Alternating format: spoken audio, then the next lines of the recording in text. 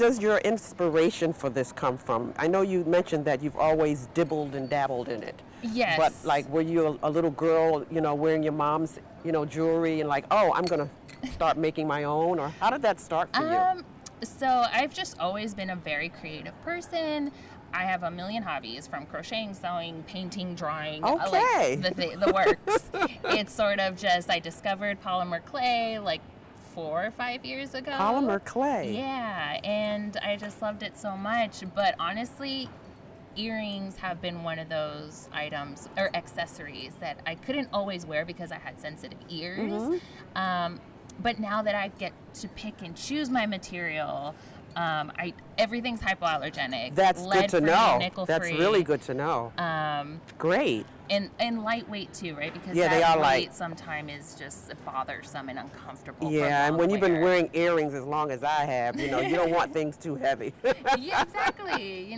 You want that bold statement accessory, but you don't want the weight. Right. So yeah, my inspiration is just things like, what would I wear? What would I feel comfortable? Someone with sensitive skin and stuff, like wearing long periods of time. So in other words, you don't have any favorites. You just like them all. Yes, exactly. I don't blame you. I try to create things that bring joy, and I hope will translate to whoever ends up owning them. So talk about how you transition your scrunchies. It looks like your beautiful scrunchies match these wonderful earrings. Look at that. Yeah, unintentionally they do. Well, see, I'm one of those coordinated people. I'm like, okay, what goes with what? And these go with these perfectly. Yes, I'm a huge fan of, neutrals complementing each other. Very nice. All of my textiles are either repurposed fabric or fabric that stores can't sell anymore for one reason or another. Beautiful. So I try to, minimize waste and be conscientious of that too. That's and great. Repurpose things. So. And that's what we need for this environment these days. So kudos to you on that. What is your design process? I know you talked about your inspiration, but do you have a showroom or production studio? You do it out of your home? How does that work for you? Everything is home-based. I have sort of like a workstation, or what my kids call it, my crafting table. And, just whenever I have time, because at the current moment, this is still a part-time focus while I do all my other stuff. But hopefully one day it'll be a full-time dealie. So what happens if you get one of those Shark Tank offers where we need about 200 for Macy's? What would you do? I mean, there would have to be a lot of points that would need to be accommodated in order for that to happen. Not unrealistic, but there's got to be conditions in order, not like, okay, 200 for tomorrow. But you can do it. Yes, I can. That's what we need to hear. That's great. So, I really enjoyed talking to you today. I hope that you get out of what you got yesterday with the amount of people that was here yesterday. I don't know how you did, but I hope you do just as good or even better today. Thank you. What booth are you at? I am in booth 403. 403, everyone. So come check you out in booth 403. And your email, your website is mamafloor. Shopify. Mamafloorshopify.com. Wait a minute. Yeah, mamafloor. Mamafloor. myshopify.com. But you can also find the link in my Instagram bio. Great.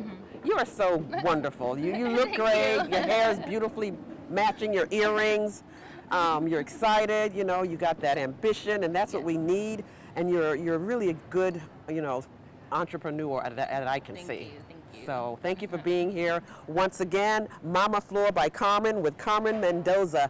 And we are at the Craneway Craft Fair talking to our vendors. Thank you so much.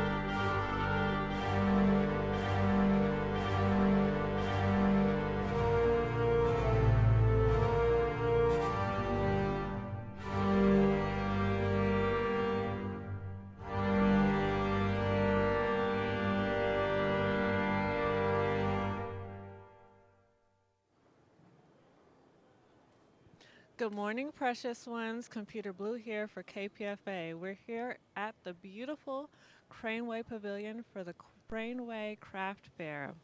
Joining us now is Luna Afros from Luna Bags. Originally inspired by her father to create sustainable products, she's here to talk about the beauty, craftsmanship, and functionality of these very stylish bags, which are created from natural, sustainable, plant-based fabric. Come on over here with me to meet with Luna. Hello and good morning. Good morning. Hi, how are you doing? I'm doing great. How are you feeling this morning? Oh, I'm feeling wonderful. It's great weather and it's great to be here among the crowds. Holiday season has started. And yeah, I'm very passionate about what I do, so love talking about our products and, journey, obviously. Oh, well, I love to hear that because I was just about to ask. Tell us how you started. You said you're inspired by your father? Yes, so my father was in the sustainable industry himself. So he was in the jute industry. It's like a similar to hemp. It's a sustainable fiber. So I always wanted to do something in the sustainable industry. But about 10 years back, I also decided to adopt a plant-based diet. So when I started my company, I decided, okay, I need to do something that's sustainable, plus also that's cruelty-free and plant-based. Okay, that's who I am, and then the product and the company needs to reflect the founder's journey or belief. I love that. Thank you for sharing that with us. So, what product did you start with first when you started your journey? Yeah, so this is our debut line. So we started, with women's bag first, but then men started liking our products.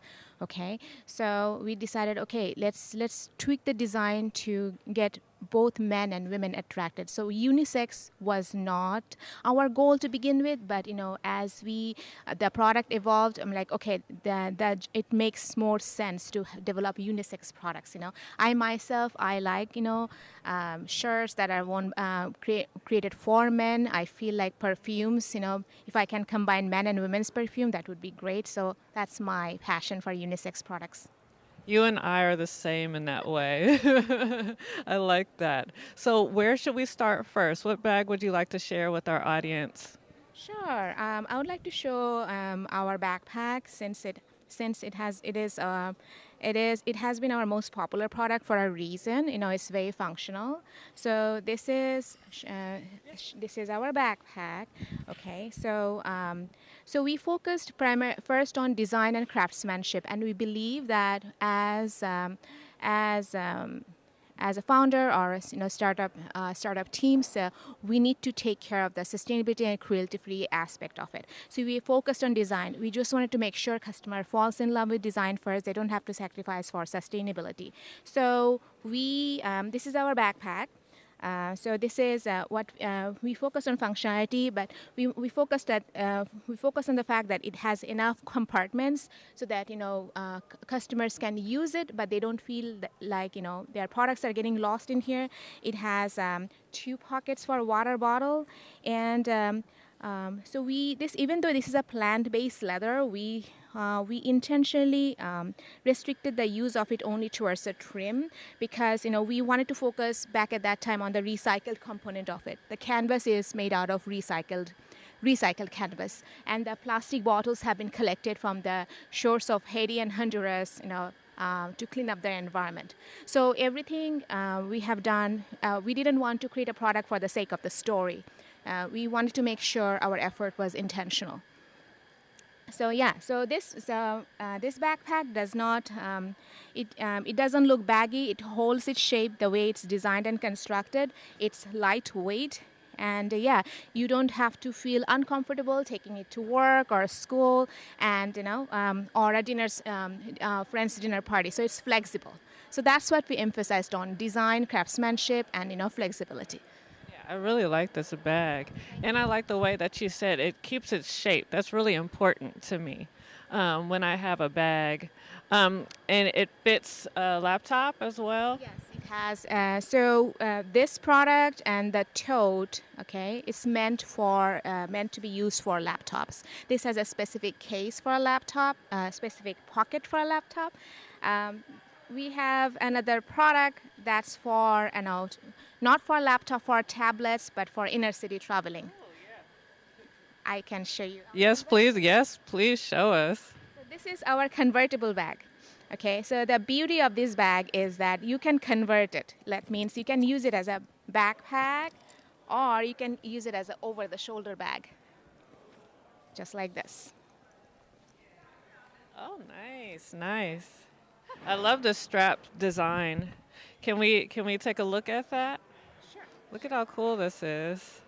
I like this. Yes, it comes with 3 straps. You can take the straps off, if you are not in a mood for it, if you want to use it as over the shoulder. So it has the 3rd strap in here. You can use it, Obviously, you have to take it off, and you have to use it as over the shoulder, just like this. My apologies. Thank you for the demonstration. No problem. This is what I do all the time, and whoever stops by our booth or our store, we want to make sure we take time in explaining the product benefit to them. They may buy it today, they may buy it tomorrow, or we just want to make sure they walk away with good experience. So this is our over-the-shoulder bag. That means you can convert to over-the-shoulder. Nice. That looks great. So you're speaking of your booth. Which booth number are you at today so we can find you? We are at 324. 324. And where can we find you online? You can find us on our website at lunabags.com, or any social media platform. You can go at Lunabags for you. Thank you so much for joining us this morning and showing us your lovely bags. So let's see. Let's get some last looks at how amazing these bags look and feel. I like this. You were telling us a little something about the leather earlier. Yeah, so as I mentioned, we are a plant-based / vegan company. Okay, so we don't use leather, but we use leather alternatives.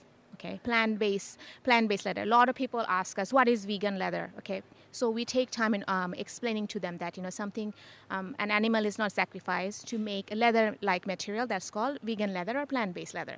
So, oops, that's okay. Yeah. So this is made out of made out of corn. So this is made up to 73% corn. Thank you so much for explaining that to us that didn't know. It feels really nice, and I love your bags, and thank you for sharing with us this morning, Luna. Thank you so very much for the opportunity. Thank you for stopping by our booth. And we'll be meeting back with Lady Esther at the booth soon. Thank you so much for joining us here.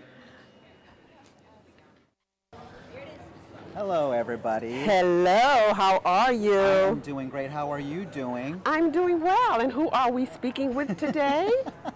If you don't know already, and if you're hearing my voice for the first time on the radio, I'm Antonio Ortiz, Interim General Manager, here with Lady Esther. Yes, how are you doing today? Wasn't yesterday fabulous? Yesterday was fabulous. It was a lot of fun. There were a lot of people coming.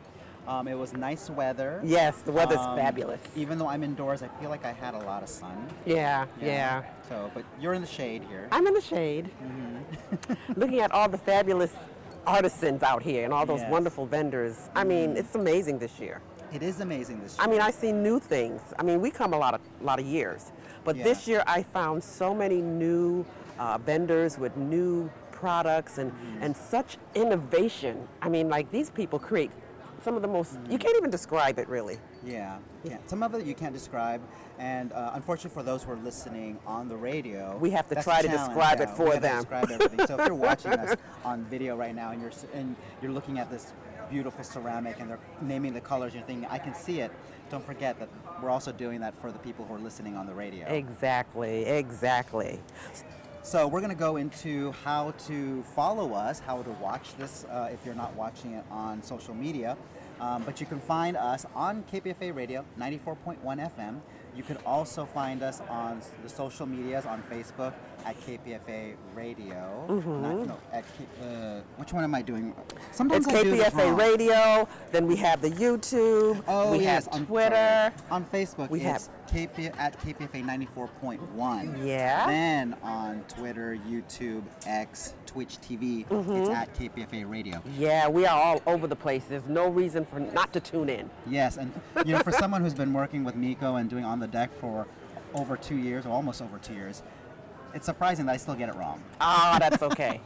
We get it right. We fix it. We fix it. That's There what you we go. do. There And you go. The one thing I want to let people out there know is that we're doing an experiment this year with the fair.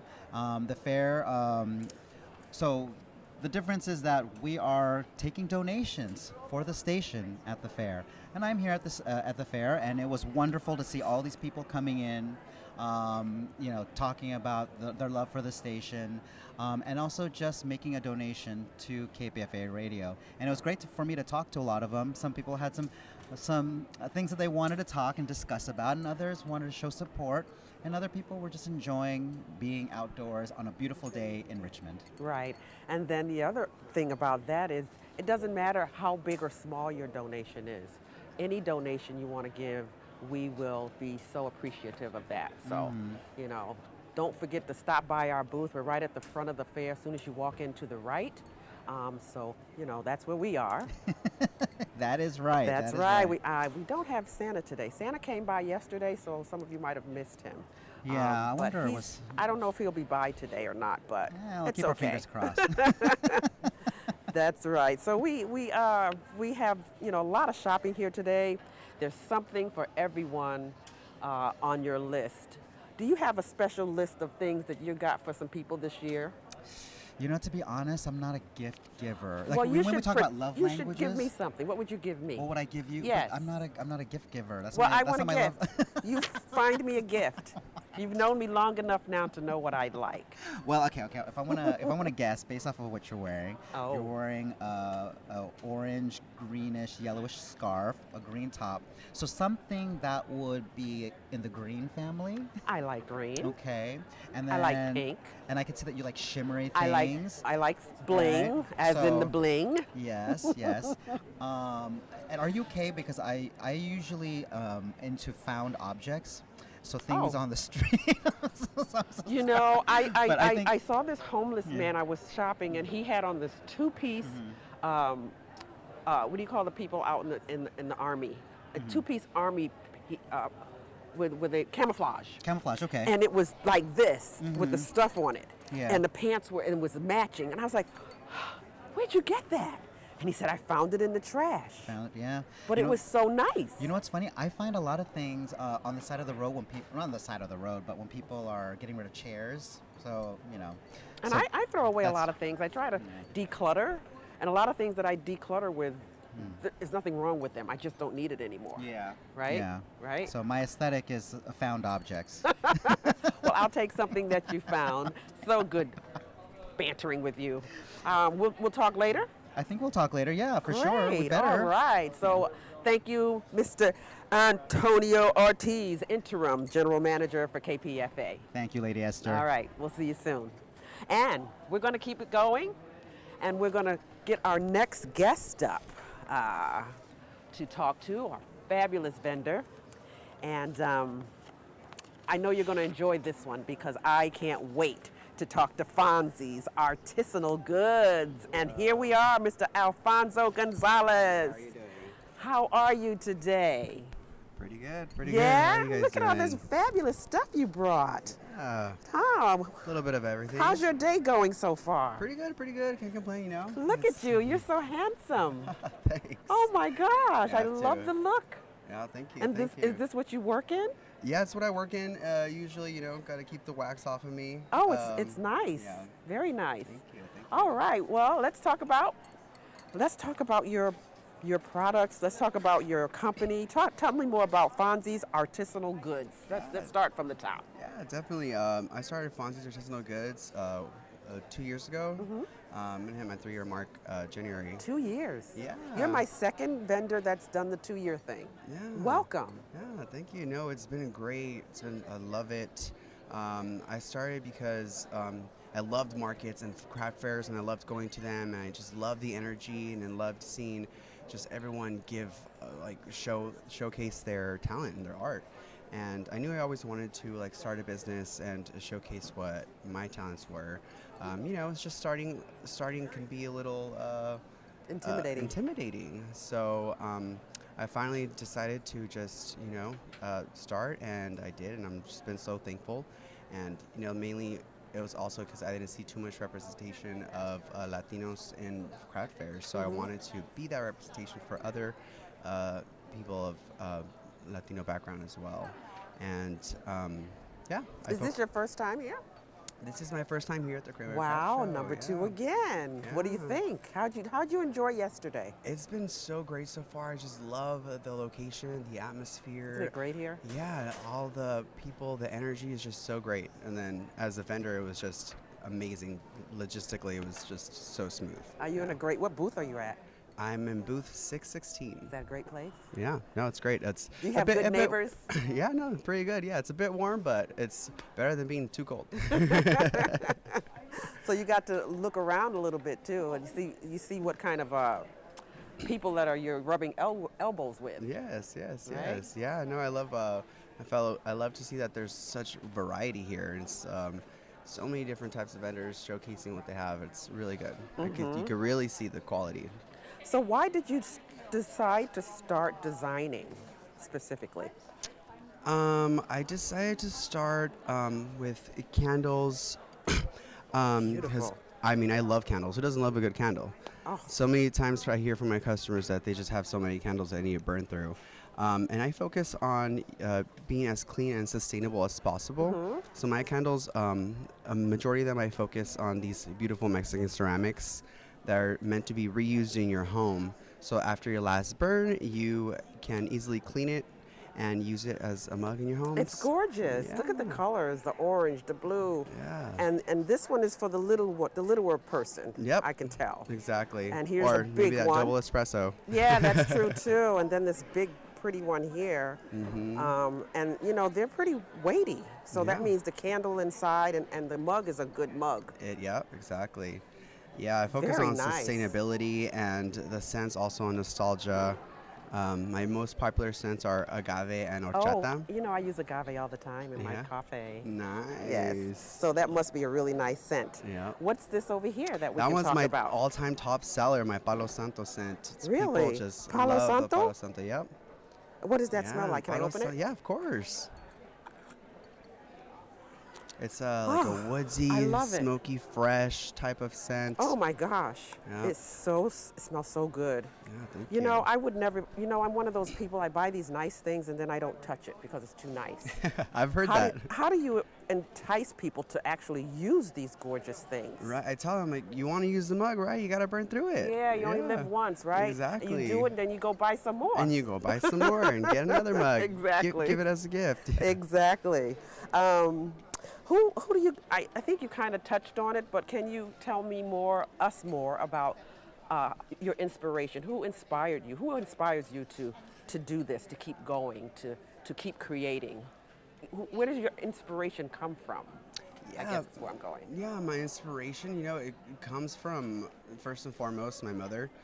She was a single mom, and just seeing her drive and push just to get her kids ahead in life was what gives me my grit. And then, everything I've gone through in life, and it gives me push as well. It's just everyone around me, my closest friends, my partner, it's what gives me the drive to keep moving forward and just to strive to do the best. So they're your biggest supporters. They're my biggest supporters, yeah. Yeah.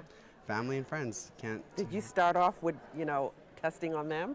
Sure did. It's funny, I always tell a story that when I started with picking my scents, I had scent testing parties. So I would have like all these candles and like rating cards for my friends and family to like help, like, all right, you are my test group. Smart. Here's some pizza. All right, you had listening parties, so to speak. Yeah. That's the way to do it. That's what what's working and what doesn't work. So good for you.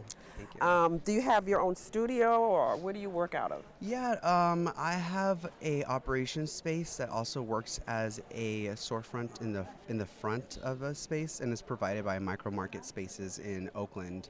Okay, you're yeah, local. Yeah, and it's great. They provide space for Black and Brown businesses, so that's where I operate all my operations and have a storefront as well. You have a storefront too? Mm-hmm. Excellent. Yeah. And it's also in Oakland? It's also in Oakland, downtown Oakland. Yep. Oh my goodness, that is so wonderful. I like your website, by the way. I went thank on your you. website. I found it to be so easy on the eyes. You know, it really showcased your products, like really, you had a good photographer, let's put it that way. Thank you. And the products and the descriptions, it was just easy to navigate.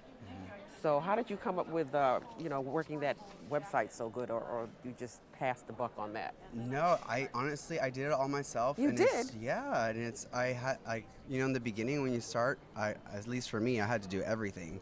I had to take all the hats, and I really just took a lot of practice, a lot of trial and error, and Well, I'm impressed. yeah, thank you so much. Yeah, so Really? now I'm having my friend that's better in photography to help, but yeah, it's been a ride. Well, you're doing really, really well. Thank you. So you said the bestseller was this one, right? The Palo Santo. Yeah, it's and then also the horchata. I feel like so many people can relate to that one because everyone knows what horchata is now. If not, many cultures have their own version of horchata or rice milk or rice pudding, and that's what it kind of smells like. Where do you see yourself in about 5 years? In 5 years. Where would you like to see yourself in 5 years? That's a great. 3 years? Yeah. 5 years? Yeah. What does your future look like in your mind? Yeah, definitely want to have continue to expand and scale and have a couple storefronts. My ultimate goal is to have a couple storefronts throughout the Bay Area to begin with, and to also provide a space for other up-and-coming makers, to give them a space to showcase their art and their products as well. You know, just give it back and pay it forward. So that's my goal, is to just have storefronts, scale, and to just expand and try to just continue to stick with my passion for providing great quality products. Is this full time for you? It is full-time as of a couple months ago. I was working a corporate job for a big that bank. wonderful? Yeah, and I finally just jumped the gun, and I had to devote my whole time in order to scale more. And I'm doing this full-time now, and it's been such a blessing. Good for you. Yeah, thank you. Good for you. So marketing-wise, then, now that you're on your own, how do you plan on, getting more of the word out, or can you handle any more? I mean, what if someone says, Walmart needs about 300 of these tomorrow, something like that? I mean, how do you think you're going to handle blowing up? I slowly started recruiting a lot of my friends and family. I've been training them on how to make candles, label, help, and assist with everything. So I've been preparing slowly, because I was preparing for this season, because it has been a lot busier than last year. Good. So slowly just prepping for whenever I get big orders. Right now I just got a huge order from Stanford University. Really? And I had to fulfill that. So luckily I already had like some friends and family that were able to assist with that. Yeah? Yeah. So who are some of the people that you got orders from that you didn't expect? Like Stanford, I don't know if that was expected. No, that was not expected at all. That came out. It just reached out to me, and I was very thrilled and happy about that. It's it's the first 2 years, so any little thing makes me really happy and jump. So no one else, just Stanford? Stanford, I've had Sutter Health as oh, well. Sutter. Yeah, Sutter Health. Good for you. Yeah. And so you have these testimonials on your website from these, certain people, certain yes, companies? I'm starting to gather that as well. So I continue to build my website, add testimonials, add more, make it more interactive for customers just to know more of my story, my background, add videos to it. So I'll be updating that a lot more as well. All right. What booth are you at? So I am people in can booth find you? 616. 616. Yeah. And your website is? FonziesArtisanalGoods.com, and you can find me by that name on Instagram, Facebook, TikTok, all the platforms. That is so wonderful. Yeah. You're doing amazing work. Thank I mean, you. it's beautiful, beautiful designs. Thank you. And your vision seems like it's going to be the thing for you. So I thank wish you. you all the best. Thank you so much. I greatly appreciate that. And I'm going to stop by that booth later on Yeah, and definitely. look at the rest of the fabulous The rest stuff. of the sense, yeah. Thank you so much for joining us here at the Craneway Craft Fair. Thank you.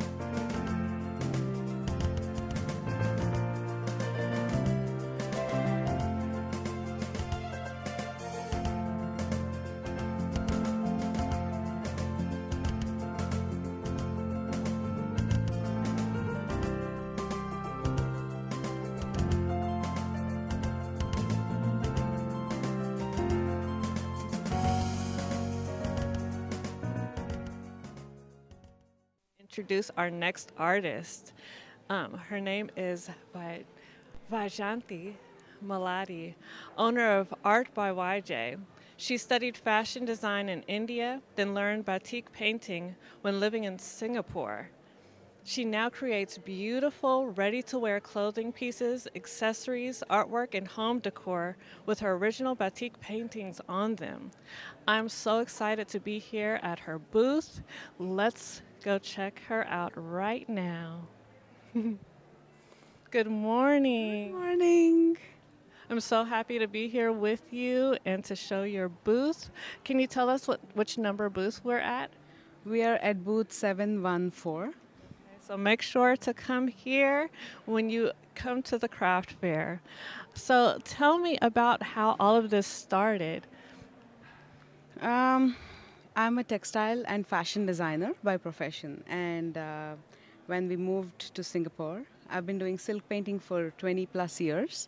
But when we moved to Singapore, I fell in love with this amazingly ancient craft called batik. Batik is a textile resist. Basically, that means it resists the dye, and when you wash it off, it creates a line. That's how it works. And the beauty of batik is it is a meditative process. It calms down your mind, it completely puts you in the moment, and you can't rush it. It is not like painting on a watercolor or an oil, where you have to put a brush deliberately, but this one actually is more like letting the dye do its work. So while you wait for it to create what you want it to make. I don't know if that made any sense. I love that process. It's like meditation almost and being patient. Yeah. And today I wanted to tell you about a bit about myself. I am a Bay Area-based artist. I make every single one of my pieces right here in the Bay Area. And I have a fantastic studio in San Ramon where I make them. I make custom pieces and large, small, all sorts of anything that you want can be made in my studio. And so every piece you see here is not brought from anywhere else. It's made right here. Nice. I like that. Where would you like us to start? I love how, as an artist, you have your gallery here for us to see everything. What inspires me is everything around me. If I go to a place and I like something, I create exactly right then and there. I sketch it out, make a collection of it, most of the time instantly. So I remember a trip to San Francisco that I went, and the sun was setting, and there was a ton of photographers like on the road trying to take a picture of the Bay Bridge when it comes in between the two buildings, I think Salesforce and something else, and they had blocked off the road so that they could take pictures. And I said, oh, this is a good idea. And I actually sat down and I sketched it out. Oh, that's cool. You're going to show us. Oh, my goodness. The scarf actually has the, it's called, I don't know how to pronounce it. It's called Henge, Henge, I have no idea. But the Bay Bridge comes right in between two streets. And I just felt it was so fantastic. So I create out of vision. I create out of inspiration. Every one of my pieces is inspired by something. This particular scarf, I'm a big fan of Van Gogh. I don't do oil colors, but Van Gogh is the only person I've experimented in oil colors as well. But I wanted to see how I could do it on batik. So this is actually the Starry Night, but done in batik. So layer upon layer upon layer of wax is put until the effect of the Starry Night is created. That is so cool. I love Van Gogh. And I'm inspired by a lot of, maybe because I've lived in Singapore for 20 years where I learned this, I'm inspired by a lot of Asian artists as well, and especially the Japanese artists. So I have, this is a very, very famous, The Wave. It's a painting, yeah. And so every one of my purses, everything is entirely handmade, pure silk by me. I love that. And I have this beautiful scarf on today as well. This is inspired by the fall leaves, and each leaf is a Zentangle. I went through a Zentangle phase where I just did Zentangles, and each leaf is a Zentangle that I just created. And one of the beauties about this scarf is this line of blue. Because I feel in this country, I never knew that autumn skies could be so blue. I had never seen that blue before, and I was like, if autumn is all red and falling scarves, can I have a line of blue somewhere? And so I created that blue line just to give it the feel of autumn. Yeah, that's a nice pop. Thank you. And I know you wanted to show us some painting here right before we close out. The things about batik is it is not meant to be a solo journey. It is always meant to be done in communities. In Singapore, people would gather in tents and they would just stretch the fabric out and just do batik together. And when I moved here, especially we moved here after the pandemic, I coordinated with San Ramon community, with the Danville community. The mayors came in and we did something called a community batik. What community batik is? It's doing batik together. So are we going to do some batik together? Batik is one of the most simplest things. You can just take this, and if you can just maybe the circle in the center. Okay. This is really exciting. Yeah, yesterday it was so fun doing it with everybody. It was so much fun doing it with everybody. There we go. Can you see how the dye just takes in? And then if you can leave it be and have maybe just a dot of red in the center. Right here? Right here. And Can while you we're see? doing this, let's say where we can find you online. You can find me online in artbyYJ.com. That's my website. And all of my work is there. Thank you so much. Should I try the green? Sure. Yeah, you can just paint the green in the center, around the circle. There we go. It's a very different experience painting on fabric versus painting on paper. Thank you. Thank you so much for having us here at your booth, and I'm very excited for this weekend. Thank you so much Everyone, for having please come and paint and look at all this beautiful artwork. Thank you so much for meeting with us. Thank you so much. See you.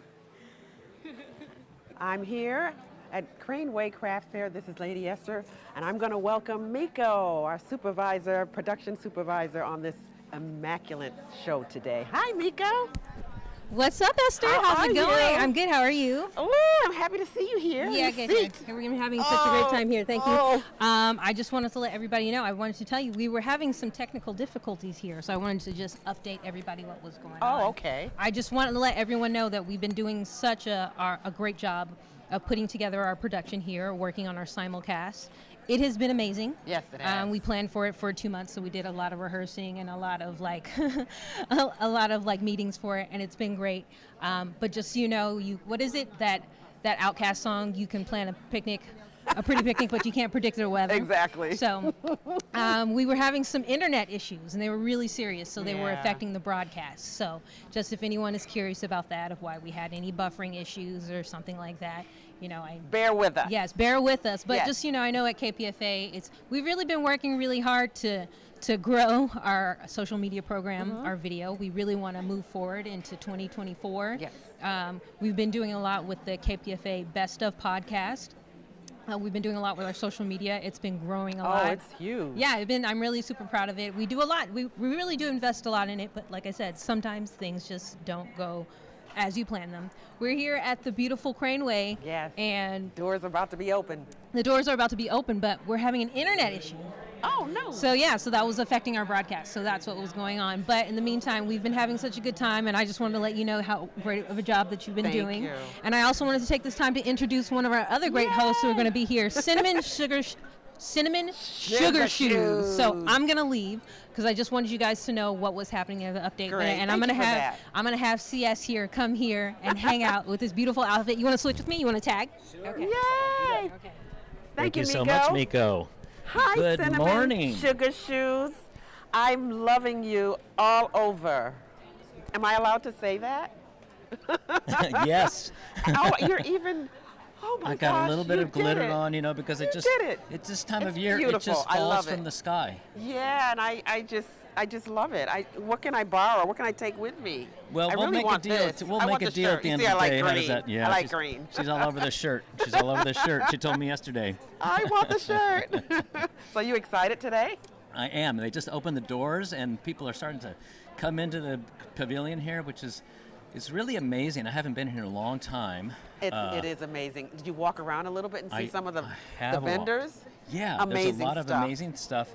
And I mean, this thing is like, I don't know, I'm not very good at lengths, but I think it's as long as a football field or maybe a little longer. It's very big And in it's here. full. It has I'm 200 vendors. Right. So imagine that, right? And we'll be talking to some. You've Yes, been talking we to are. some. I'll be talking yeah. to some. I love hour. talking to them. I like getting into their heads to see how did you come up with this, you know, because it's so unique, you know, and it's they did it themselves. It wasn't manufactured. You know, that's the thing about that's the key thing about this whole fair is that these guys are, you know, they did it themselves with their own hands or their own minds, you know, so yeah, I they think came that's up with amazing. these creative ideas. I know I'm going to be speaking to someone a little bit later this hour who went on this long sailing ship around the world, and she now makes handbags and dop kits and various bags out of old sails that once they reach the end of their life, they're just thrown away, or they were just thrown away, but now she's trying to use some of that, repurpose it, exactly. Wow. And there's other people I know repurposing other things. We just got to flash the sign, but I didn't see what it said. okay, Did it say I how got much time you. we have left? You got it. Yeah. Yay, Esther's on top of it. Lady Esther's on top of it. Thank you for keeping track of the time. Oh, yeah, we got you. And- Anyway, so talk about what you think you're going to anticipate today. You know, I mean, you came yesterday, saw some stuff Friday. Now it's like the big day for you. What are you looking forward to today? I'm just looking forward to meeting some of these people, as I mentioned, and talking to them. The other one I'm going to talk to a little bit later has a business called Sea Wolf, and she makes, again, recycled materials. She's taking old plastic bottles and plastic, I can't remember the first thing she said, fishing nets. Oh. That's how she came up with the name Sea Wolf. Okay. Because she repurposed these into dog collars and bow ties, bow ties, and now she's got a set of bow ties, adult bow tie, person bow tie with a smaller tie for your dog. Oh my gosh. So it's like, you can have a matching set. That's kind of fun. And I noticed, I walked by one of the vendors that Computrblu interviewed yesterday.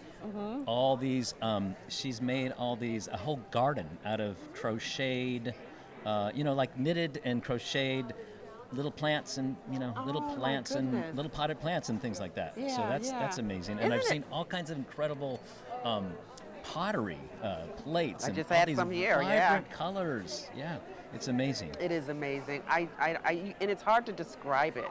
It's like you have to really see it. We can do our best to describe these fabulous, items that they have, but when you see it in person, it's just a whole nother world. I mean, it's almost like a museum that we can walk up and down the aisles and just look at all the fabulous creation. Right. And this fair's been going on for a long, long time. 42, I remember 42nd, actually right? when I was probably a teenager going to the craft fair one of the early days in the UC Berkeley campus. I think it was in the Poly Ballroom there. And even then it seemed big, but this is even bigger. So yeah, it's this amazing. is huge. Really huge. fantastic. I love it. I think that it's going to be another fabulous day. People look like the crowd is coming on in now. I mean, I left yesterday maybe like 1:30 or 2, and people were streaming in. Yeah. I don't know how crowded it got after that, but it was a lot of people here. And it's cool out today, but it's sunny. And Yeah, it's going to be, it's I think perfect it's going to day. be quite pleasant. Perfect day. We're used to this. Yeah. We're from the Bay Area. It's We're not used pouring to rain this. like last year. Exactly. And even last year, they came in the rain because they knew what they were coming to. Fantastic. This It's true. fair is very, famous for its art and what they have here. So I think it's great. So By I'm the way, ready to do I'll this. just mention real quickly because people might not know who the heck I am. I was the co-producer of the Drag Storytime series in June. Okay. And so if folks want to see some of the Drag Storytime, drag readers reading kids' books, go search on our page, kpfa.org, and search for Drag Storytime. Cool. You'll find it on the YouTube page as well. Cool. I like to hear that. And you, like I said before, you look fabulous. Yeah, I don't know if people saw my skirt, but they will later. Because drag is not a crime. No, it's not. Except it's here not. in Tennessee, maybe it is there. We won't go there. All right. Well, thank you so much. I want you to break a leg out there and do your thing and have fun. That's the most thing. I'm trying to have fun today. Thank you, Fun Lady day. Esther. You're welcome. Take care. And we are here at the Craneway Craft Fair, the 52nd, and I am going to be introducing you to my next guest. She is fabulous. Fabulous. And Fabulous is coming on in. Hello. Hello. I have a nice little chair over there to the right there for the third. Is it Tess? Who's Tess? I'm Tess. Hi, Tess. I'm Esther, Lady Esther. DiCaprio. Hi, I'm DiCaprio. Wait a minute. Who's DiCaprio? You're DiCaprio. Hi, I'm DiCaprio. With that nice name. Leonardo, anyone? DiCaprio and Tess. They and them. Not a problem at all. I am me. I don't know, whatever you want to call me. I'm good. Great. You know, I want you to talk about your fashion for monsters. I'll be honest, I tried looking you up. I saw stuff, a whole bunch of stuff about monsters, and I didn't know if it was the right one. So I'm new now, so tell me all about you. Well, yeah, we've done a little bit of rebranding. We're going by Monsters of the Underworld now. It's our collaboration, and it's pretty new. Like, we just did a market last weekend, and then this weekend, you know, we've been making monsters and making art together for a long time, but sort of having this brand as Monsters of the Underworld is pretty new, so that's probably why you had a hard time finding us. Okay. But we're Monsters of the Underworld. So is Monsters of the Underworld there now? I can find that? Yes. Okay, so Yes. then I'll know I have the right one. Yes. And now I know who you look like. So I can, you know, I don't know what's on there because I haven't been on, but I'm sure there's a bio page, right? Okay, I'm sure we're going to get a bio page. You know, the thing that says about us. Yeah. Who we are. The website isn't totally live yet, but we've got an Instagram. And we have an Etsy shop. Oh, good. Oh, Yeah, Etsy. I love yeah. Etsy. I love Etsy. All right, so tell me about what you do and what we have today. So we are puppet monster artists and installation artists. And what does that mean? So I can show you some Yes, photos. show us. I'll take that. Oh, you can be Vanna. Okay, I'm Vanna. Basically, all of the art that we have at the craft fair is based on like the bigger art that we make. Oh my gosh, it's gorgeous. Yeah, so these are our giant puppet monsters. I love it. This is our 3-person nudie branch slug monster. And then this is one of our installations. So we do installations as well. For events? For events, yeah. So we take the monsters and we take the installations to events and So festivals. this is an event, but I don't see any monsters. Right. So this was kind of pre-monsters. This is the Academy of Forbidden Arts. It's an installation we made out of Because I found do events, objects. so I'm into visual. Cool. So yeah. that is so fabulous. like we build stages. Really? And then we also build monsters and do like performances with the monsters. We take them on parades and things Really? like that. You do the parades Yeah, too? that's the parade there. Oh that's my DiCaprio goodness. and the axolotl monster leading the parade. So when you're in the parade, what do you do? Do you sing? Do you just walk and make people excited?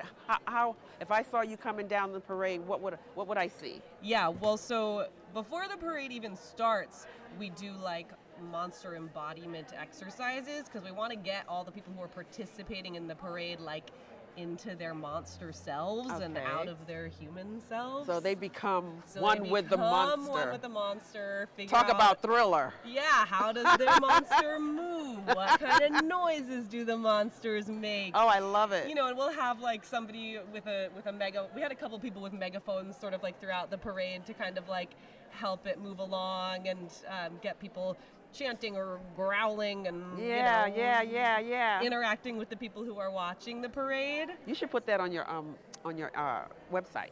Yeah. Like a video of one of your performances. Oh, and we had a marching band leading the parade too. So, Really? yeah. A real marching band? A real marching Like the well, rear. I just used the Reardon marching band recently, so they're fabulous, aren't they? Really, this was our friend who's a musician gathered up some of his other musician friends. And they were the marching band. became An a marching authentic band. marching Yeah, band. yeah. Was it cool? It was awesome. And then you came We behind gave them them. monster hats. Yeah. Oh, they were part of the whole Oh, thing. yeah. Oh, I get it. Yeah, they marched with us. Oh, wow, that is so fabulous. This is really. How long have you guys been doing this? About 2 years, but This I've is been my- doing it 20 years. Okay, because this is my third 2-year interview. Oh, great. And it seems like everyone's coming into the 2-year mark. I don't know if it's, after COVID or that people got more inspired. Maybe you were inspired way before that. Like you said, how many years were you thinking of this? Well, I mean, I've been doing theater and art for 20 years, but we've been collaborating But you only for look about 2. 22. You started when They're you were not 22. 22. started when I was 17. Yeah, God bless you. Yeah. But yeah, we're romantic partners as well as creative collaborators, and so the monsters were born around the same time our relationship was born, which was like a it's a baby. post-COVID thing. It's a baby. It's your baby. Yeah. Good for you. I think it's a fabulous, fabulous thing that you guys are doing. So who are some of the people that you perform for? I mean, you did the parade, right? Yes. So who was it for? That was for a private event that we actually aren't allowed to name publicly. Okay, that's all right. Can we name what we're doing next weekend? Oh, okay, we But can't you're, name what but you're in demand. You might say that, yes. Yeah, so if I wanted to hire you, I would just go on your website and say, I want you. Yeah. Yeah, you could just DM us. And I want you, and I don't want anybody to know. we know how to do that, yes. Oh my gosh. All right, so I think you touched a little bit about, your inspiration and your ideas, but how do you come up with talk about some of the stuff that's in front of us too. These are some great boots that I'm look at the color in these boots. Oh my gosh, I love them. I'm a pink girl, I love pink. These are upcycled boots. Really? That I painted with a leather paint, and we have other shoes and other clothing that are bright colors, kind of fit into the monster scheme, and all of that. And then we try to monsterify the fashion, monsterify the clothes. So we're bringing the large puppets and large installations we do. Most of the designs that you see are the actual designs that we made to make the larger puppets. Oh, these are great. So this guy, and the fabric feels so nice. this guy's the little axolotl design based for this large installation. You're right. For this large puppet. Cool. These are really, really nice. And the fabric is soft and really good against your skin too. And then we have some jackets here. Oh yeah, that Look jacket, at those jackets. is our Monster Parade jacket. This was our original design for our first Monster Parade. I love it. I love it. What size is that? Looks like it'll fit me. Medium. It looks like it'll fit me. Nice and cozy. Yeah, that is so nice. And what's our last one here? Oh yeah, and this is one of our monster coats that are more involved, that we designed together and Tess completely fabricates. This is an upcycled jacket. And yeah, I mean it's a monster mouth portal jacket.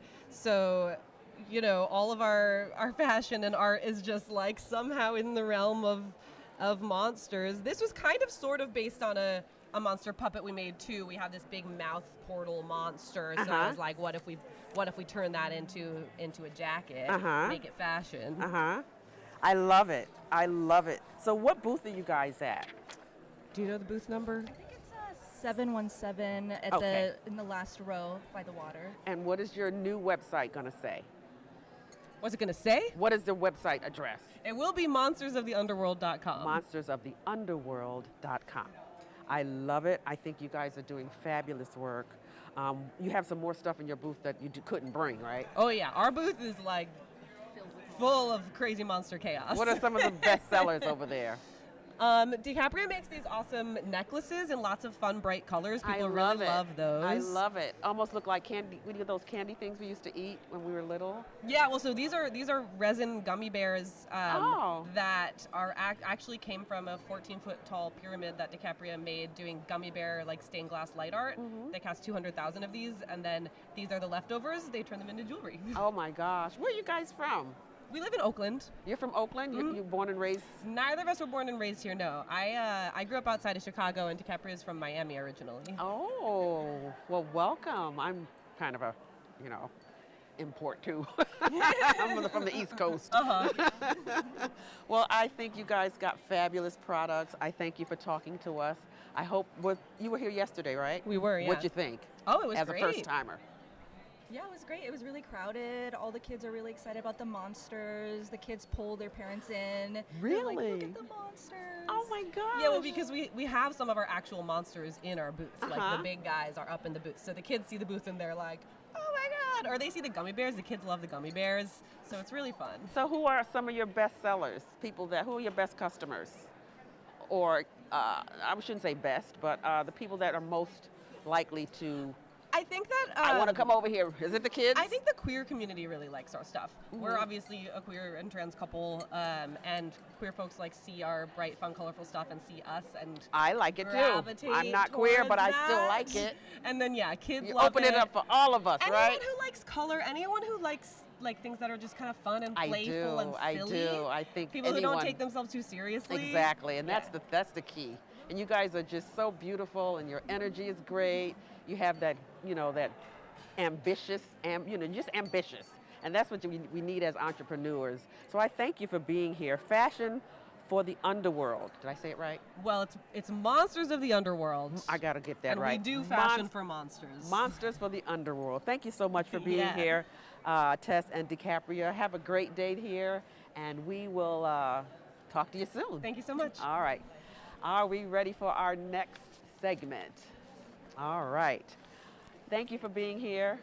We're going to send it over to Cinnamon SugarShoes.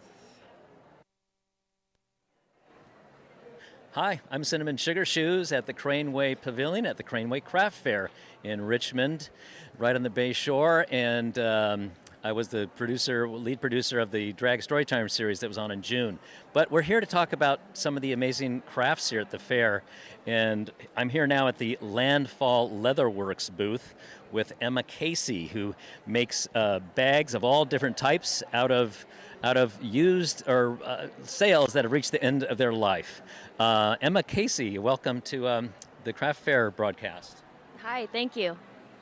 So, first of all, give me a little bit of a sense of the variety of bags that you make. I see you have everything from these large tote bags down here to these much smaller, like little dop kits. And is that a dop kit or is that something else? Those are a little sort of pencil case or miscellaneous pouch that I guess you could use for anything, makeup or electronics cords, just any kind of storage organization.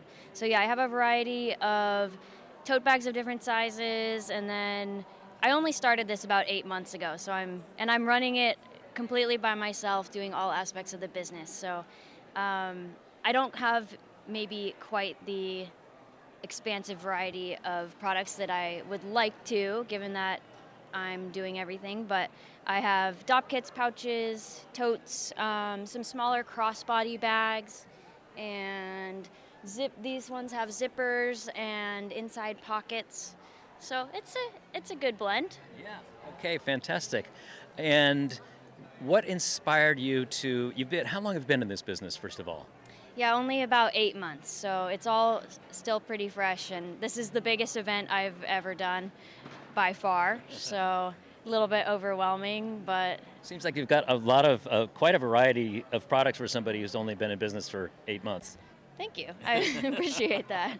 So what inspired you to do this? So shortly after graduating college, I decided I wanted to travel, and I grew up here in Marin County, and I jumped on a sailboat as quasi-crew, and we headed out from Half Moon Bay and made a left and headed south into Mexico, and what I thought was initially maybe just a long trip sort of turned into my lifestyle for 7 years. So I kept cruising and was just completely enamored and enthralled with life at sea and the simplicity of living on a 40-foot boat with one other person. And there's a lot of freedom involved with it, and you also sort of relinquish some control because you're very much living at the whim of the elements, and you can't always, choose to go where you want to go. But it's a way to feel really connected to the natural world and slow down, and yeah. So, what can you tell me about some of the roughest? You mentioned that you're at the mercy of the elements. What's kind of the roughest experience you remember? Yeah, people often ask me that, like, where did you encounter storms? And you definitely do. A lot of squalls in the tropics, but I think the worst weather we saw was down in southern Africa. So coast of Mozambique down into South Africa, you get really high winds and really strong currents, and you're, forced to contend with, you pick a gale from the north or a gale from the south. And I mean, our weather prediction these days is pretty spot on, so you can make intelligent decisions, but okay. Yeah. Well, let's talk about, I want to love your story, but we should talk about some of the fabulous bags you have here. So what happens to sales that makes them not seaworthy anymore? Right, so sails definitely have a working lifespan on boats, and for cruising boats, like the type of sailing that I was doing where you're living on the boat full time, those can last between 8 to 12 years. But for the race boats, so cruising boats use Dacron sails generally, which are these white polyester fiber sails, and race boats tend to use really lightweight carbon fiber and laminate or Kevlar laminate sails. So that's these sort of shiny black and tan ones with the carbon fibers running inside, and then these black carbon ones.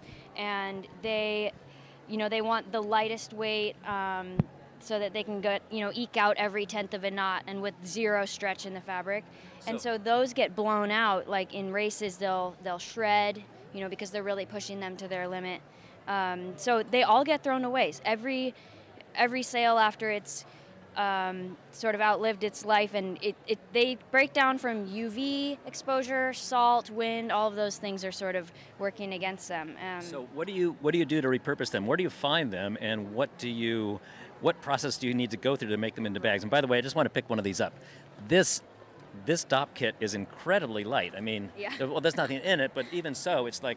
It's not like it's even lighter than the nylon, so typical nylon bag. Very packable. So people donate these sails to me because I started collecting some, and then people who have heard about what I'm doing now reach out with sails to donate.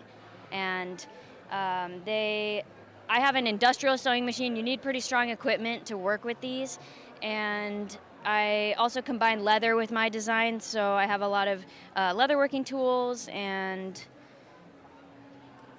speaking of the leather, so those DOP kits are some of the smallest bags, and this little pencil bags. But look at this thing, if I may grab this.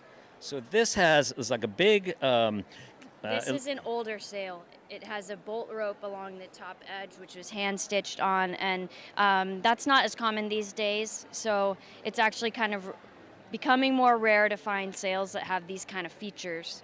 And did you add this stitching, or is that no, part of the sail? So all of the So this bag, by the way, just has like diagonal zigzag stitching across the bag itself. For those of you hearing us on the radio can't see this thing, and really reinforced. So that would be where the sail attaches to the mast. Right. That might be the tack or the clue where you have several layers of fabric, and the zigzag stitching is sort of a marker of sails, and a lot of people will recognize that these are sails because of that stitching style. But I try to incorporate as best I can the original features of the sail to give each bag a really unique quality. So no two are alike, and each one, is going to have different placement of grommets that were part of the sail, zigzag patterns, this rope that I was talking about, and I really try to use those in the aesthetic sensibility of these bags. So. Okay. We just got a couple minutes left. I want to, you said some of these other bags over here have interior pockets. Is that right? Can you show us some of those? So this is kind of a neat sail. It's a white Kevlar tape drive laminate sail. And again, lightweight. Oh, another thing I love about sails is that they're sometimes quite sturdy and stiff and hold their shape. So you can set these bags on the ground and they remain open and upright, which is really handy for loading in and out. This one has, a zip closure across the top. Very sturdy zipper. That you could take all kinds of stuff in that. Yeah, and then an additional zipper pocket on the inside for your little valuables. Mm-hmm. Knickknacks, comb, compact, all that stuff. We got to get out of here in about a minute, so time flies. It's been great to talk to you. How do people find you? First of all, of course, she's at the craft fair until 5 o'clock this afternoon, as all the other vendors are here. But if someone is not able to come to the craft fair today, how would they find out more about you and your business? Yeah, so I just want to mention also I make these in Sausalito, California. That's where my workshop is. I don't have a brick and mortar store, but you can find me on my website, which is www.landfallleatherworks.com, or Instagram of the same name. That's where I do most of my social posting, but everything is also for sale on the website. Free shipping. Okay, landfallleather.com, Emma Casey, landfallleatherworks.com. Emma Casey, thank you so much. Thank you. And that's it. Come on to the KPFA Craneway Craft Fair at the Craneway Pavilion in Richmond, 1414 Harbor Way South off of the 580 freeway. I'm Cinnamon SugarShoes. Hi, we are back. We're at the Craneway Craft Fair, having a fabulous time, having a wonderful time looking at all the fabulous vendors. I'm here with Antonio Ortiz, Interim General Manager of KPFA. Thank you for having me. Hi again. I'm enjoying it here. Are you enjoying? I am having such a good time. I met some wonderful vendors today. Did you meet anybody? Just some people walking in through the door, right, saying how they support the station. I'm getting letters good. of, rooms for improvement. Oh, well, there's always that. If not, no one's perfect. That's true. That's true. No one's perfect. Yes. So what do we want people to do when they come to the fair today? Well, Besides that shopping stuff, what do we want them to do for us? Well, what we want them to do is we want them to support KPFA Radio, their listener-sponsored radio station, by coming to the booth and making a donation to KPFA Radio. We're doing a little bit of an experiment this time around to see how getting 100% of the donations in front of the building, at the door, works for us. And so we're keeping our fingers crossed. And so we do have a booth. Once you walk in, it'll be to the right side. And there's a place there where you can dip in your credit card for a quick $25 donation, or you can give us cash. And people have been giving checks and all that jazz, so there are other options. Yes, and they're coming in. I mean, people are just streaming in. I just love it. Yes, there was a huge stream just a moment ago, and I'm thinking, I should be at the booth right now. I'm holding you up. Yes, I'm being held up. Well, what did you think about yesterday? How did yesterday go for the people, you think? For the people, I think it was really good. There was a lot of people coming in. The weather was nice. It was excellent. It felt crowded. Right, so I don't know how compared to other times, it was a lot of people. It felt crowded, but it was a good crowd, I think. Yeah, I think last year, compared to last year, because you were here last. Yes. Well, we weren't here. Right. But last year we were at the Alameda County Fairgrounds, and because it also rained. Yes, it rained. The second day, it was world different. Yeah, right? yeah. Worlds apart. I love it though. I love a lot of people. I think the energy during the holidays is a magical thing. People are different. I don't know if it's the mood of us being, on the holiday season, but I like it. I wish it was 24/7. 24/7. I think all year round. I think around this time we start paying attention to family, friends, relationships, right? If we can, because it's important for us as humans. We are all human, and we need that hug every now and then. We do. And talking about hugs, we'll talk about online connections. We're going to go straight to how you can find us on social media. Yes. You can find us on Facebook at KPFA Radio, or on... Did I say that wrong again? No, Ed, you said it right. No. I said it wrong again. I'm so terrible. You can find us on Facebook at KPFA 94.1. Yes. You can find us on Twitter, YouTube, and Twitch TV. Yes, you can. At KPFA Radio. There you go. Who would have thought someone who's been working at the station for this long keeps screwing it up? Oh, it's okay. Thank you guys for tuning in. We're live broadcasting from the Craneway Fair, and we are here today from 9 a.m. to 11 a.m. And the fair is open to the public from 10 to 5. Thank you. Yes. I'll see you soon. One thing before I go. What's the one thing? The one thing is I want to let people know that you can make a donation to KPFA at the door. Yes. But also feel free to make a donation to KPFA online. If you are at home and you're listening and watching us, you can go to kpfa.org, support us, hit the donate button. Yes. And support your listener-sponsored radio station. There you go. We thank you for your support in advance. Thank you. All right. Thank you so much. Am I done? Oh, you are done. Thank you. I'll see you soon. Thank you. All right. And now I am going to bring on my next guest. She's fabulous. I got to see her in action yesterday, and everyone was clamoring for her stuff. Come on, come on, come on. Crystalline, how are you? Thank you for being here. Thank you for having me. We me. are with Crystalline Saunders Diggs, and she's with Diggs Publishing. And I am so proud of you. I mean, my heart just, Thank you. I feel my heart just ache. I just covered my mic. I feel my heart just aches when I see all the attention that you had yesterday at your booth from everybody, Thank all you. walks of life, Thank not just you. little kids, grown-ups, me. How are you today? I'm doing wonderful. Thank you. Thank you for having me. Is this your first time? At KPFA on the radio? No, No. I mean for the fair. For Craneway, no. I've been vending here for about 3 years. Did I miss you last year? Maybe. Were you at the Alameda? I was here. We were at Alameda last year, not here. I was in Alameda. Oh, I was missed on the you. radio, yeah. Oh, well, Yeah. hi again. Hi again. So what's been happening since last year? Since last year, I've expanded my publishing company, and now I'm working with more authors of color to bring more diverse books out into the world, and just working, writing, and working. Great. And, yeah. So let's talk about Diggs Publishing. Yes. Tell our listeners and our viewers a little bit more about who you are, what you do, and where they can get your stuff. Absolutely. My name is Crystalline Saunders Diggs, and I am an author and a children's book publisher. I am the founder, owner, and CEO of Diggs Publishing, and my mission is to make sure that children of color can see themselves as the main character in the books that they read. And so by doing that, we need to encourage and have more diverse authors and authors of color. So reach out to me. I'm happy to help you bring your children's book mission and vision to life. You can reach out to me at ksdiggs.com or diggspublishing.com. I'm also on Amazon, Barnes & Noble. You're everywhere. I'm everywhere. So talk about some of the focus of the books. When I went on your website, I realized that some of the focus of the books had to do with something that happened in your life. Can you talk about how you started this? Absolutely. So I got my start several years ago, and my mission is to make sure that parents and educators and families are having open conversations about bodily autonomy, consent, and boundaries to protect children against abuse. Yes, and that's important these days. Absolutely. So how did you come up with that, though? Unfortunately, a child close to me reported that they were being sexually abused. And as a response and as a way to heal, I wrote my first book, Where Hands Go. I don't have it here with me. Oh, okay, your first book was Where Hands Go, the introduction to safe and unsafe touch.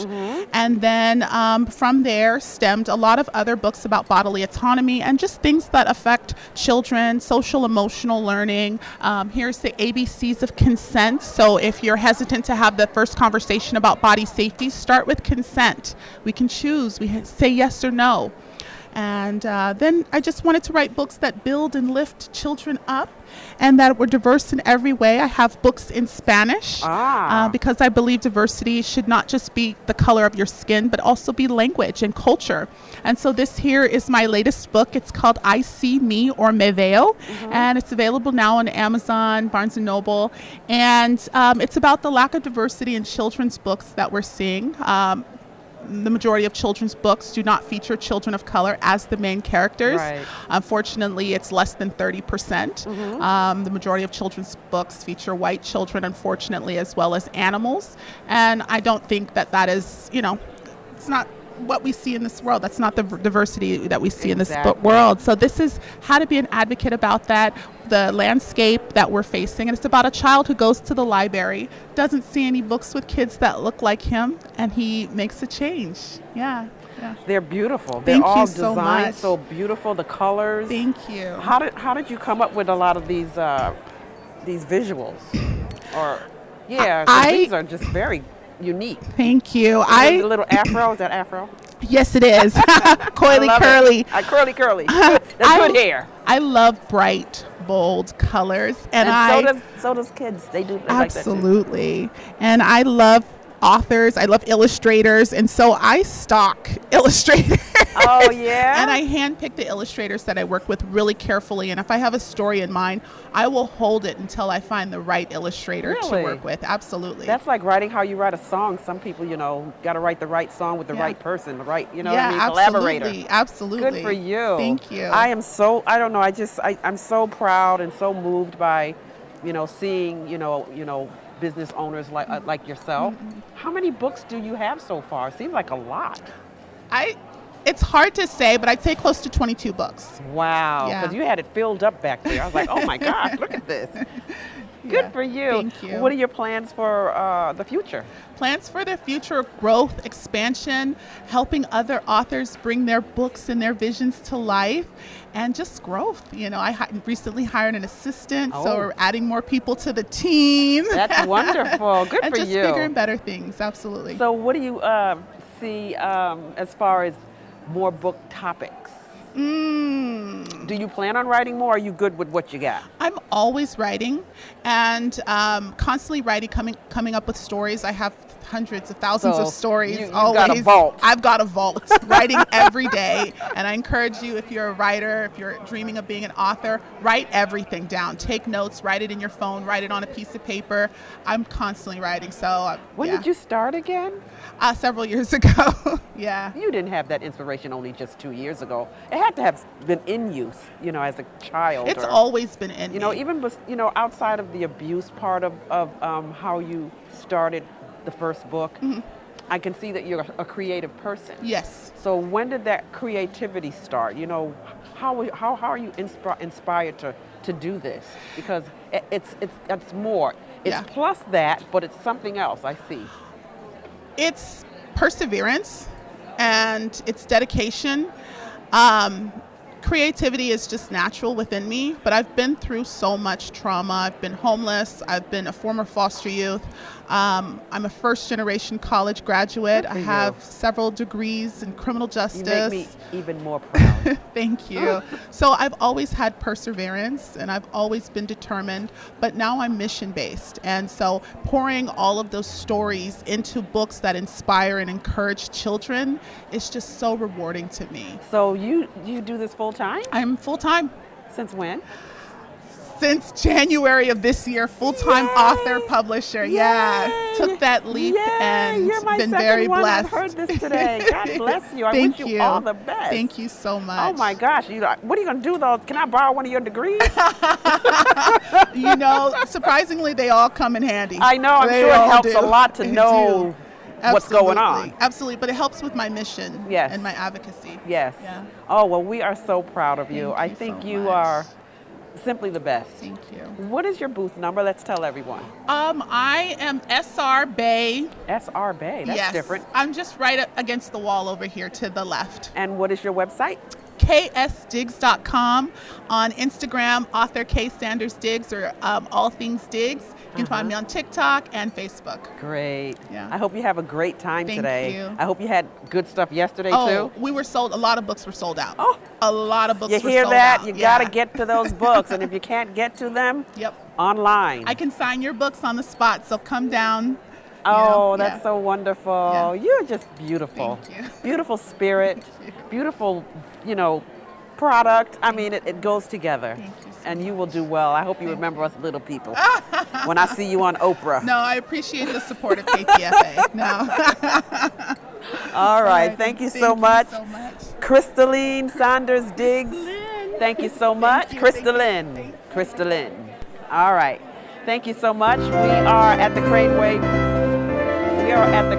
Pavilion and looking at all the wonderful people coming inside the door. We're going to get to know some of our craftspeople when you get here, so come on in. You can support our radio station as well by donating to our KPFA radio and stopping by our booth at the front of the fair. Thank you all for tuning in live today. It's been a great day. We've got a great rest of the day. We're open from 10 to 5 for the public, so it's not too late to come down and get some gifts for our family and friends. Thank you so much. We'll be right back.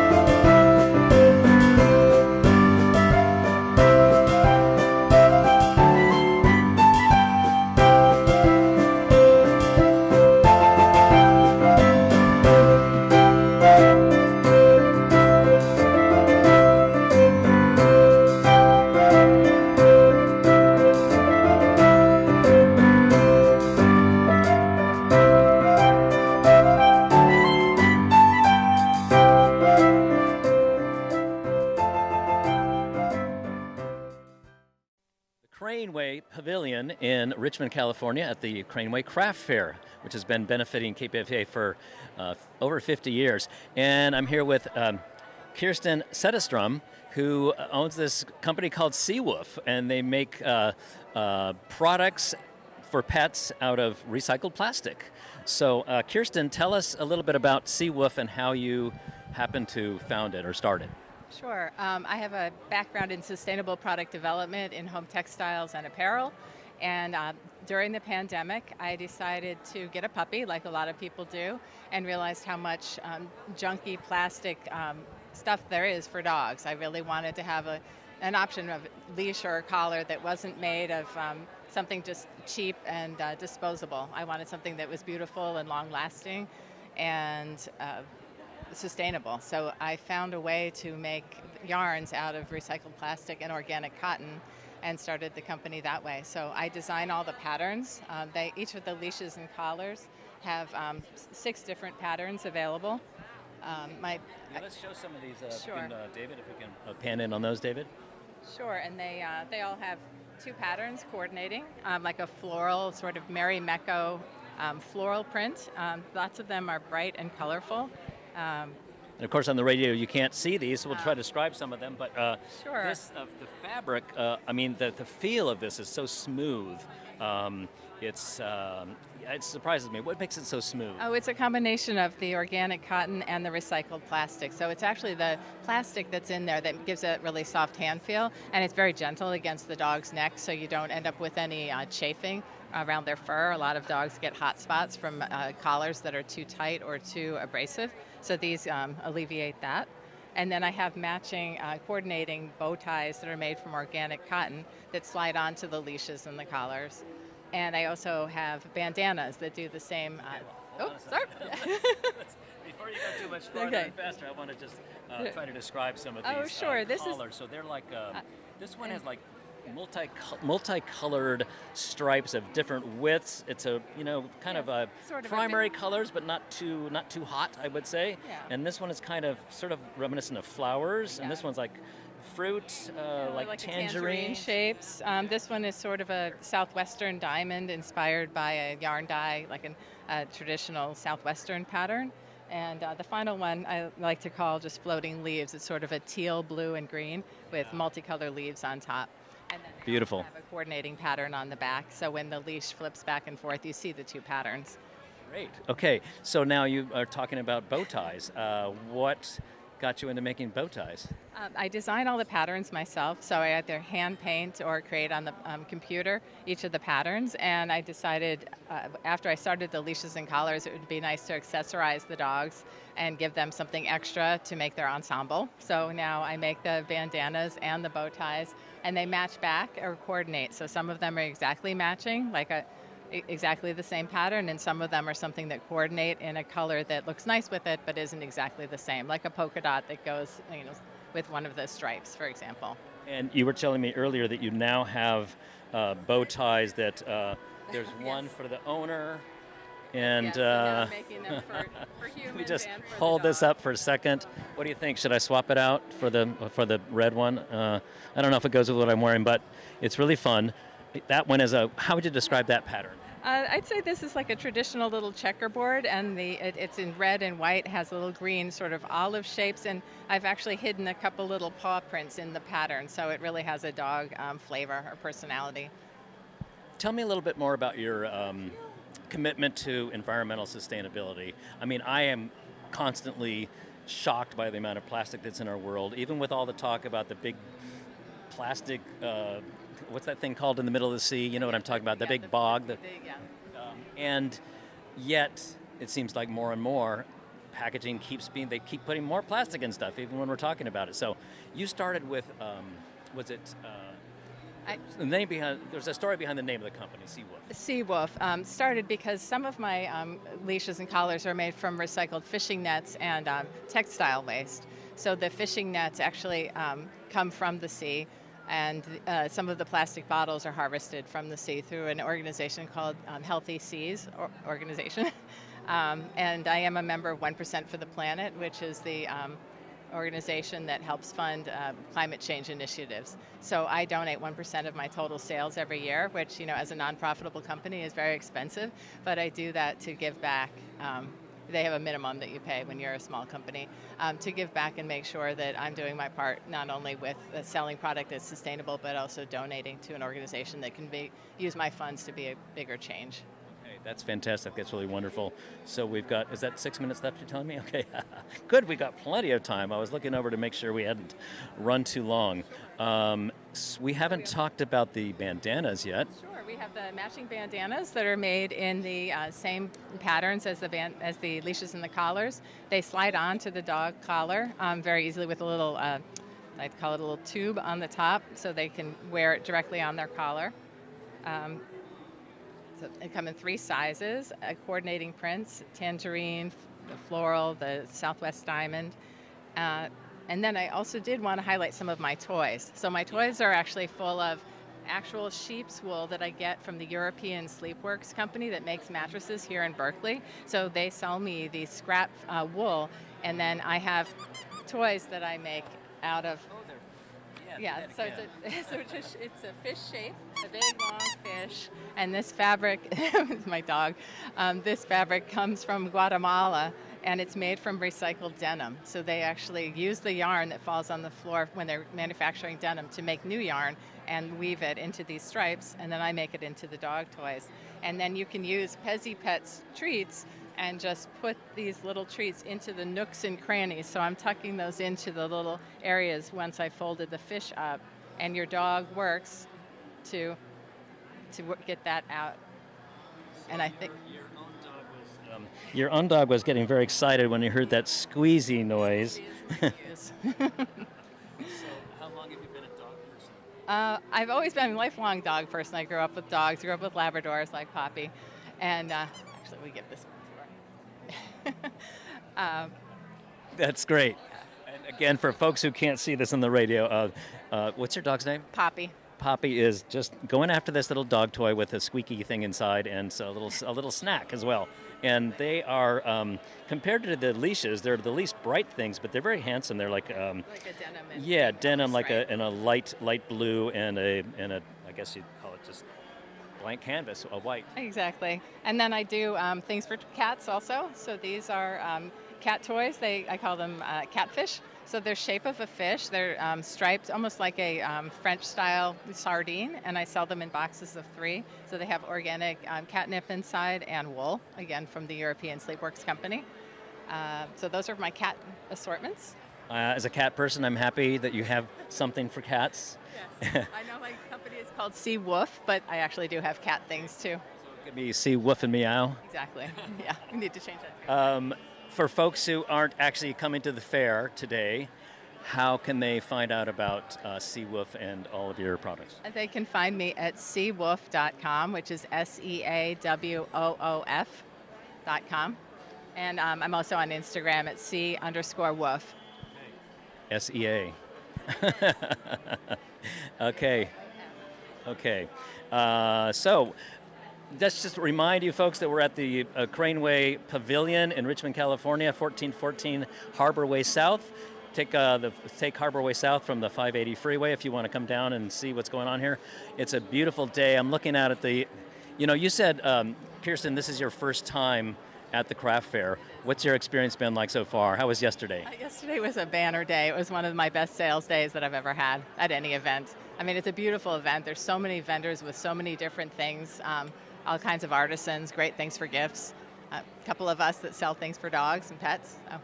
Did you have a chance to walk around yourself and see the other things? I did. I mean, there's fabulous jewelers here, textile artists, treats for dogs right next to me in the same booth 623. It is amazing, the variety of things here, and all made by local artists. It's a juried exhibition. There's 200 vendors. So if you might have, got some holiday shopping to do, this might be a place to do it. Let's see. Do I need a little more time? This? Okay. Okay. So Craneway Craft Fair. By the way, this has been benefiting, the craft fair has been benefiting KPFA for over 50 years. And this year, we're accepting donations at the booth, which is the KPFA broadcast booth is right inside the front door of the fair at 1414 Harbor Way South. And if you can't come down, you can always make a donation online at kpfa.org. That's kpfa.org. And see the videos later on our YouTube channel or Twitch TV. I'm Cinnamon SugarShoes. Bye now.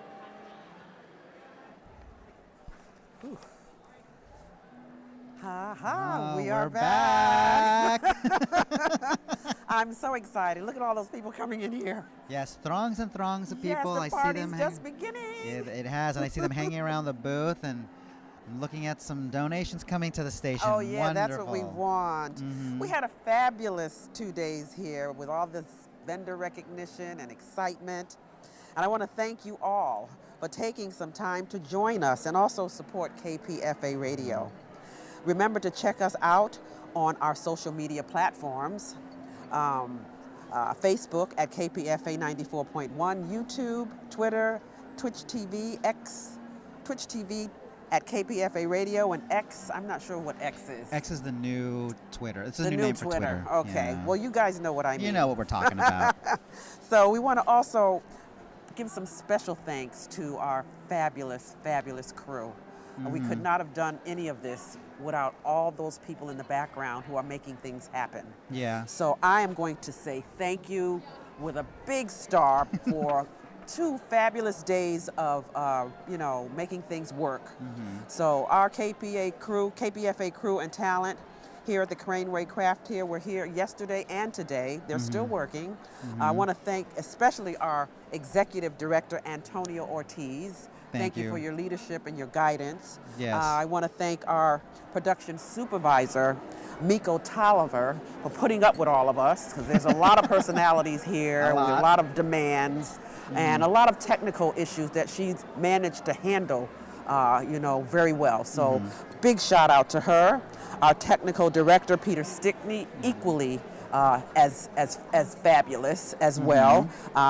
Thank you for doing what you did to make the lighting look good on me, Peter. Producer Prima Jackson, thank you for your guidance. Producer Paula Birch as well, our co-host. Oh, that'll be me. I didn't know that this is what we're doing. We're going on what we're thankful for. So thanks to Computrblu for co-hosting, being out there, a roving host, and just rolling with it. Thank you to co-host Lady Esther for joining me and being just a pleasure to host with. Also, thank you to co-host Cinnamon SugarShoes, also roving today at the fair. And then also to our Comrex remote radio engineer, EA, who's helped with the connections to the station yesterday and today. Great.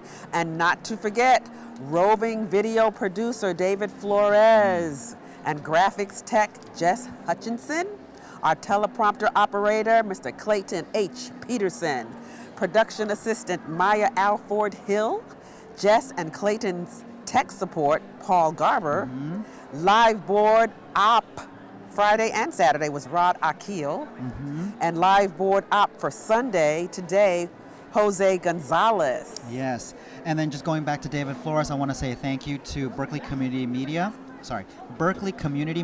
Channel 28 and 33 in the city of Berkeley for collaborating with us and helping make this a reality with video.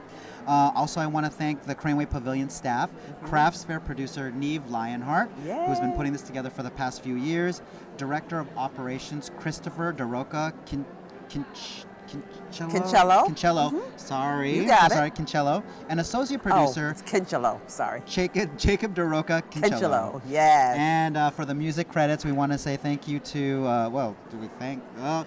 the music videos from YouTube, The Best Christmas, and also... it had no copyright background music. Yeah, Thank you, everybody. We want to thank you all for being here. We hope to see you again and support KPFA Radio yes, as best you can. We really need your support. We want to keep going and doing all good things that we do. So thank you for your support in advance, too. Yes, make a donation here at the fair. Also, you can do it online at kpfa.org. There's many ways to support KPFA. Yes, so many ways. I mean, we do good work. You know, some of our programs that we have are so needed now, you know, because the topics are relevant to what's going on in you know, in the world right now. Yeah. Can you tell us a little bit of some of those shows that people should tune into? Some of the shows that people should tune into, the ones that stand out right now. I mean, there's a lot of shows that stand out. It all depends on what you're interested in. So if you're interested in knowing about public affairs programming, things that are of the topic now, we have a news program at 6 o'clock. We have a bunch of public affairs programs that are originating from the station. Up front is an example, Law and Disorder, Letters in Politics, Flashpoints, as well as Hard Knock. We also have some other shows like The Talkies that has a call-in element.